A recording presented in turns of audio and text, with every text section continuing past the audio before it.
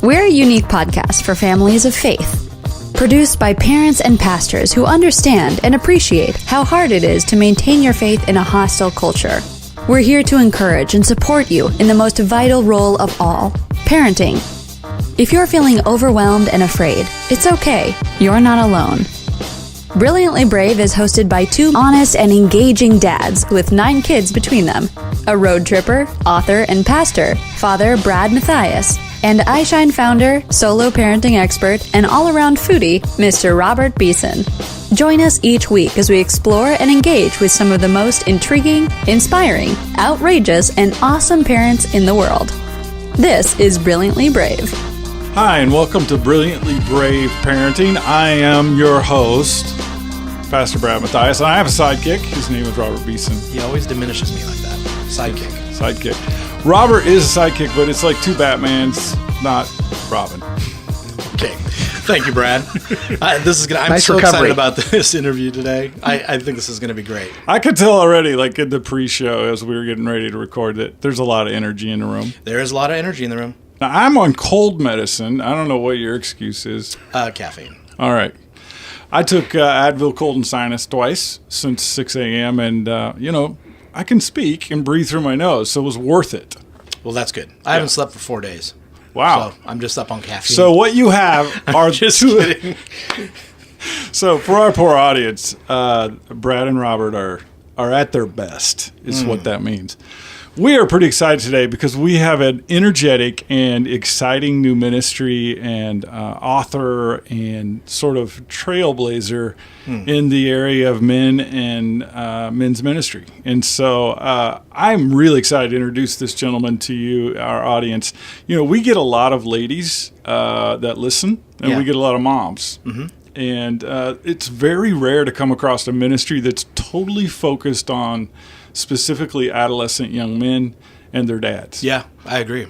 And so one of the things about the Tween Gospel Alliance that we're a part of and what Brilliantly Brave Parenting is really connected to is this idea of highlighting and illustrating different ministries that are emerging. All the different facets of it. Yeah, and so this is kind of a new thing, and we really want to put some emphasis behind it. And so without any further ado, I want to introduce to you Kent Evans, who is the founder of Manhood Journey. Kent, welcome to Franklin, Tennessee. Thanks for having me. I'm delighted to be here. Awesome. We're delighted to have you. Yeah, and so you've been doing some of the radio circuit. You've been around. You've got a book that came out, Wise Guys with City on a Hill, which is a great ministry. You're in the Louisville area. So tell our audience just a little bit about yourself and where you are on that parenting journey. Well, I'm still stumbling through it, right? I have 5 boys. They are 17, 14, 12, 5, and just under 2 years old. Wow. The older 3 boys are by birth. The younger 2 are both by adoption from Ethiopia. Just about 6 weeks ago, we just got back from Ethiopia for our second adoption. So I have a blended family, if you will, and I have an amazing, godly, faithful, diligent, persevering wife of about 21 plus years. Wow. That's fantastic. That makes you an expert almost immediately on raising boys, right? Well, we have 5 of them, so I think by the 5th one, we may get it half right. You have some My things apologies figured to out. my oldest. Right? Exactly. Yeah, I feel that. Well, obviously, somewhere in your past, there was a catalyst. There was some change that occurred that led you into founding a ministry. Not everybody does that. Tell us about that. How'd that happen? Yeah, the quick bio on me is when I was a teenager, my parents went through a divorce, and when I was about 17 or 18, and it was traumatic and frustrating, and I was angry, and I went to a counselor, and I was bitter and frustrated, and I vented a lot, and the counselor finally said to me, Kent, I kind of have you figured out. And I said, okay, well, tell me what you see. And he goes, you don't want to end up where your parents are when you grow up. And I said something probably like, darn straight, you got it. And I was angry.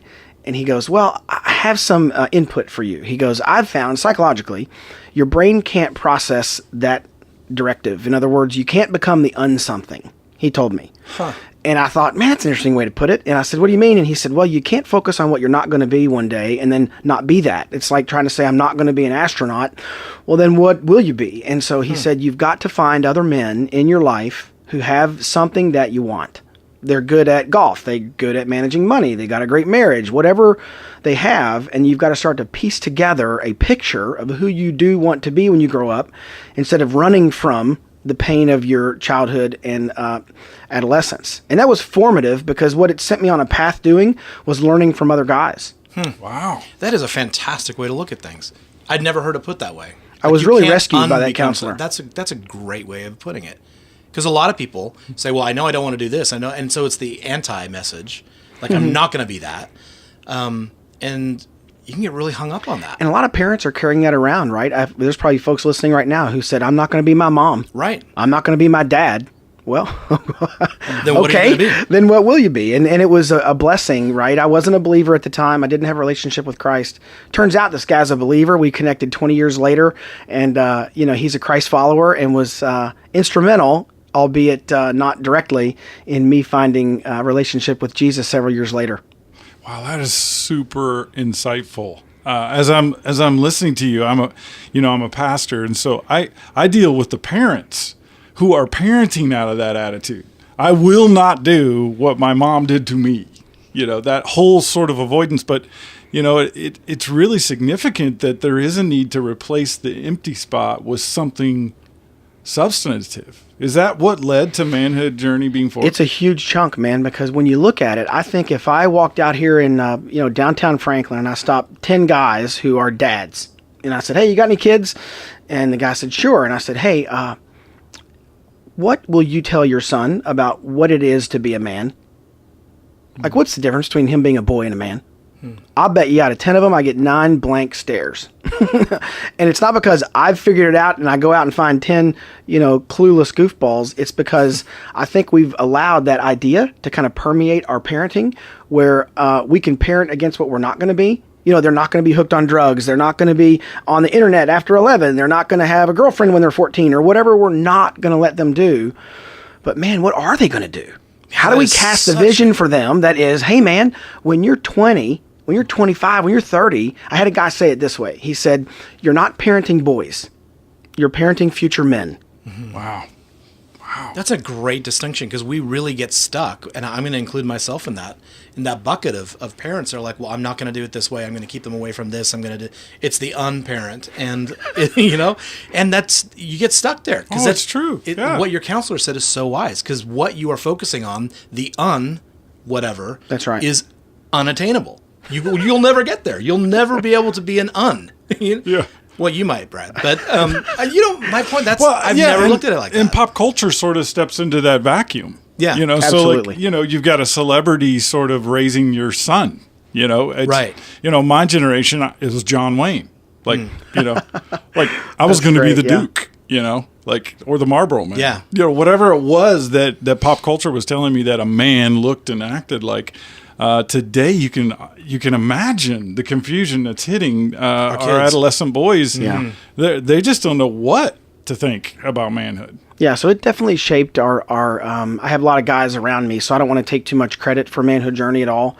And quite frankly, God's moved in ways that are indescribable in opening doors for that ministry. So I can say I was part of it beginning, but I'm not like the brainchild behind it. But it has definitely shaped where we've said, guys, we got to find a way to help dads cast a vision for their children that is what they will be when they grow up. And I'll tell you, it was brought to life for me a few months ago. My oldest son is 17, and he asked me a question that was frightening. And the question was, he goes, Dad, what do you think I've got to do as a young man, this is no lie, he asked us 17, between now and when I'm ready to be a husband? What's the difference between me now and me ready to ask a girl to marry me? Wow. Exactly. And I do not at all pretend that I had a very good answer to that question. But I will tell you, I was delighted that he asked it, because it's the right question, and I was delighted that he asked me. Right. Now, we had a conversation. I fumbled through it. I didn't have a great answer. I know the listeners right now might be going, oh, great, what's the answer? And I'm like, oh, I don't know that I had a good answer, but I just know it was a good question. One of the most important components of what you just said is that he came to you. And that's because it's a trusted relationship. And so if we're not establishing that to begin with, a trusted relationship where that question can be asked, I mean, that has to be the starting point, right? Is to create the relationship in our homes where our kids are actually, they feel like they can come to us for direction. Yeah. Instead of just assuming they have to get it somewhere else. Well, and I'm fairly honest with my boys when I tell them. I told Alex, I was like, "Hey, man, that's a great question." And I have a few things that I think are part of that equation, but I don't think I have that totally figured out. And I'm 46 and have been married 21 years, and I like my marriage. You know, like I have a great wife, and but I still didn't have a perfect answer. And I think that kind of willingness to be transparent with him increases my credibility with him rather than decreases it. Right.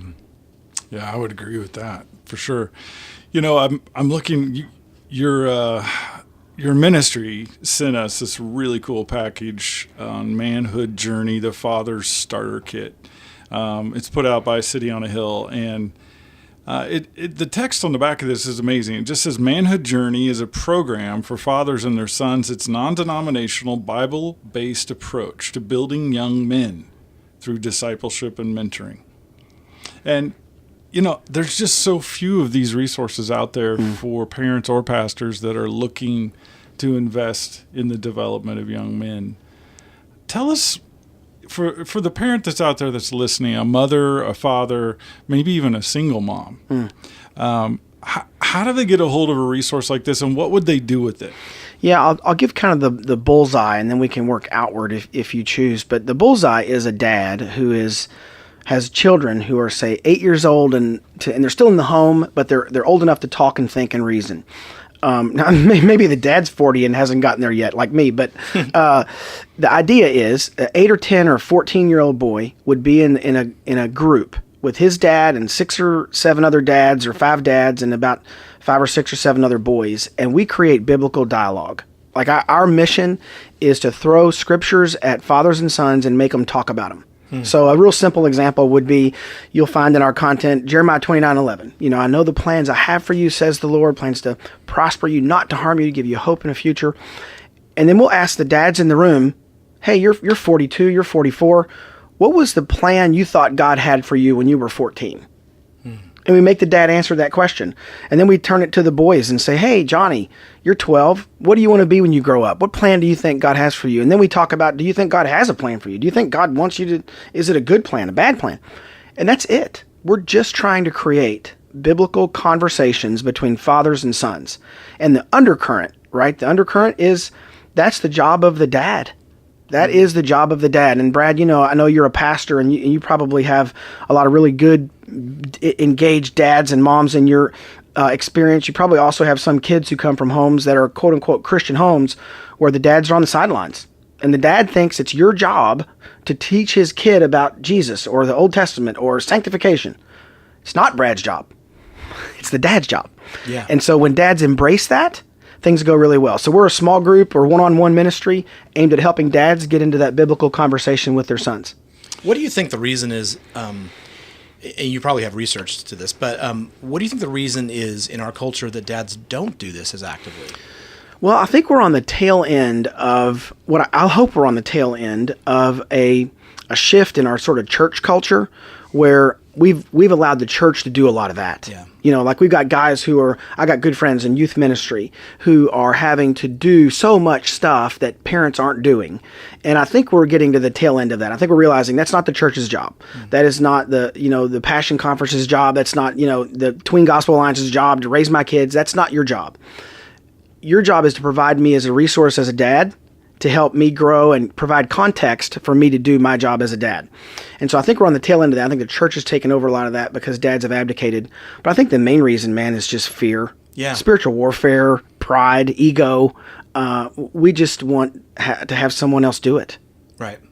And I think maybe we don't feel like the experts. And so we think people in church are the experts. Brad is the expert because he's a pastor of a church. And we had someone else say something on this podcast a couple days ago where he said, it's not about being the parenting expert. It's about being the expert parent for your parenting your child. Be the expert on your child instead of a parenting expert. And no one is equipped to raise our kids the way we are. And that's by design. Obviously, God put us in their lives by design because it's what they needed. But so often we go looking for the expert to try to fix what we perceive to be a problem. Yeah, and guys, I gotta say, I have raised 3 kids. They're all in college or older, The whole idea of engaging with my son spiritually is intimidating. Yeah. To talk with my daughters about faith is a lot easier for some reason. And that's why I was asking, why do you think that is? Because I have I have 3 stepsons at home. I can talk all day long to my girls about spiritual things or about things that are just a little bit, outside of the tangible, like, where are we eating? I can go all day long, but when it comes to the boys, it's intimidating. What I like about what you're doing with Manhood Journey is you're creating an environment where there's a group of dads and sons together. Because if you just corner your kid, at breakfast, Yeah. So son, tell me, what is God showing you lately? That's just Freak them out. Yeah, freaks me out when you do that. As it should. Yeah. It's sort of intense. It's over the top, and it's not realistic. But the idea of engaging your son with other men who are just as uncomfortable as you, there's sort of like courage in numbers, I guess. Absolutely. I look at it like when I'm home alone, if my wife was traveling back in the day when she did more of that, and there's a bump in the night, I'm way more scared to go look at it than when everybody else is home. If everybody else is home and I got to go be the defender of my family, all of a sudden I'm walking into the dark. And there's just something about having a group of people that you're either responsible for or responsible with that I think gives you strength and courage. Well, I really like it. I've been looking at some of the resources in your kit, and it looks like something even I could do. It's written out. It's very straightforward. It says, say this, read this. Here's a question to ask. It is designed for the lowest common denominator. Well, and I would even argue it's designed by. I know all the guys. We did this, right? And it's designed by the lowest common denominators. And I mean that sincerely. We know we're not parenting experts in some kind of clinical fashion. We are engaged dads. And I think that's to use a worldly term, that's the magic. That's where good things happen, is when dad gets engaged. And even in the flaws, man, I screwed up all the time. I had, the other night, if I can tell a very brief story, the other night, I was yelling at one of my boys, Jonathan. This all settled down. And a few minutes later, my oldest son, Alex, said, Dad, why did you yell at Jonathan? And I said, because Jonathan did X, Y, or Z. Now, this was like moment stopped, right? Time stopped. I could see water dripping down the glass. The clock was ticking. And my son, Alex, goes, no, Dad, you yelled at Jonathan because you chose to. Wow. And you know what? I was so happy. I'm not kidding. I was elated that he said that, because I've said that 1,000 times. When Jeremy hits Jonathan and Jonathan hits Jeremy and Jonathan wants to tell me he hit Jeremy because Jeremy... No. We have 2 separate sin issues. Jeremy sinned and then Jonathan sinned. Did Jeremy's sin cause Jonathan's sin? No, it didn't.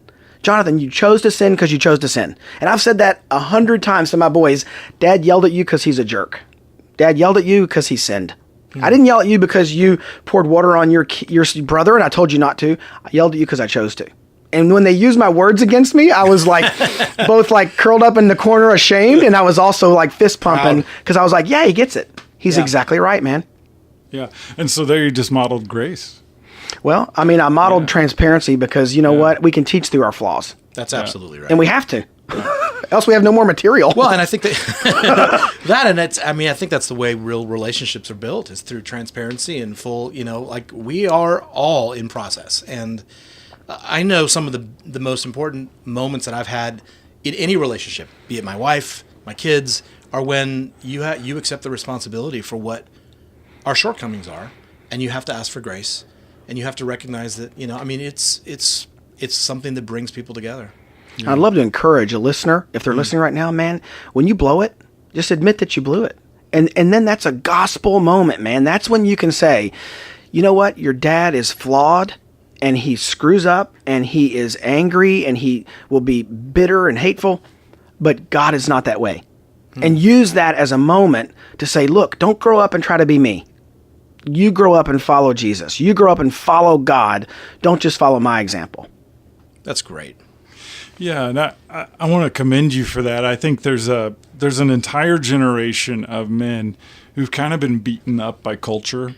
If you look at sitcoms today, if you look at sort of the imaging and the stereotypes that are in our popular media, the dad's always kind of the goof. You know, he's the dummy. He's the one who gets it wrong, and he's the one who's sort of tripping over himself. And so men already struggle with being diminished. Yeah, That's right. it's Well, yeah. and Satan wants to own the definition of fatherhood. Because if he can own it, he's not just screwing up fathers, he screws up the whole world's view of what God is like.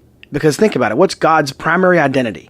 He's a father. Yeah. And so if Satan can own the definition of father as a goofball who hates people, who's a womanizer, if he can own that definition of a grown man, then he's redefined God.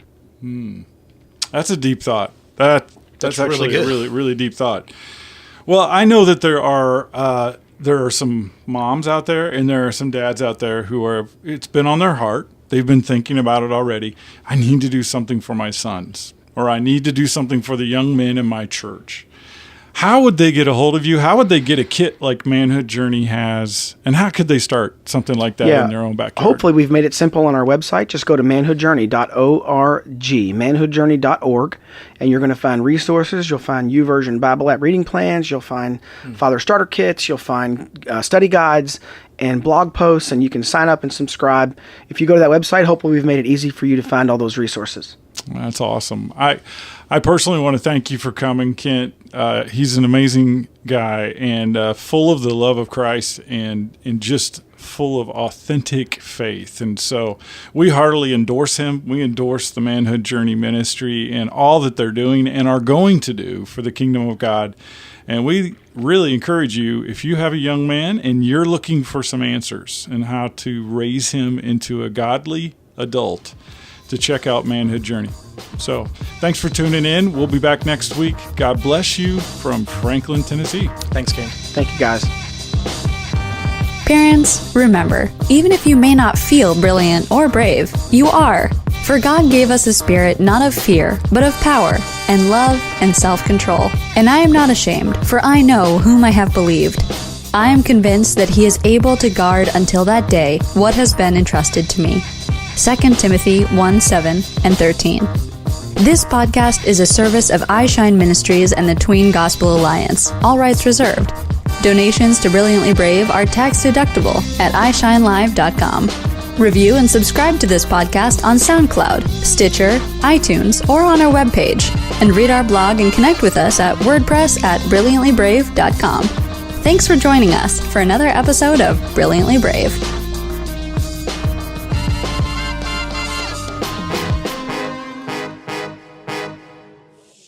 Hi, it's Pastor Brad with Brilliantly Brave Parenting, and I am letting you know about a really awesome podcast. If you are a solo parent or you know someone who's solo parenting right now, have I got a podcast for you.